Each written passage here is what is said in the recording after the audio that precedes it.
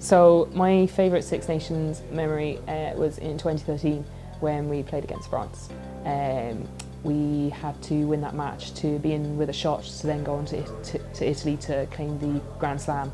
I'd never beaten France before, we hadn't as a squad, so it was a huge ask, but it was a great night. There's probably about 5,000 people at the game, bit of fog which kind of added to the atmosphere, and it was just a great memory. You know, it was a tight game, they always are with France. I played the full 80, one of my first, I think, full 80-minute matches as a prop, and in the last sort of 5 minutes I remember being absolutely dead, and someone from the crowd shouting out, you know, "Come on Ailish, you can do it." And it was that, we had that support throughout the whole game, and it was that sort of cauldron noise, cauldron of support, something I'll never forget. And when we won, it was just unbelievable. I have two memories, one which I was involved and one which I wasn't involved. The first one would have to be definitely whenever the girls won the Six Nations in 2013. Actually, the specific memory was beating England, and they were in Ashbourne and we were down watching. And yeah, even though I wasn't involved in the squad, I was absolutely delighted. It was a massive step in Irish women's rugby, and yeah, it was definitely up there with the best. And the other one, when I was involved, has to be probably playing in France a couple of weeks ago and just getting to play in that atmosphere, and in front of a crowd like that, it was just unbelievable, and something that doesn't really come around very often for female rugby players, so it's definitely memorable.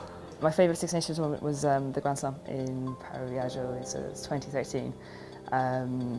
Just the relief was just fantastic to beat the Italians. I was in the middle of my medical finals, so I just did my written papers, and then I went out to Italy for and played the last game. And I told the coaches ages ago, I was like, I can't play this game. I really can't. It's right in the middle of my exams. I didn't even tell my parents I was playing. So I told Goose the day it became the Grand Slam match. I was like, I'm available. Pick me. And yeah, we went out and won, and then I got hypothermia, and my parents got very scared and started ringing everyone. I recovered enough to get my medal, and then I was bundled off to the hotel and warmed up, and yeah, I couldn't really stand up after 9 o'clock. But we'd won, and the relief, I've never been so relieved in my entire life when that whistle blew.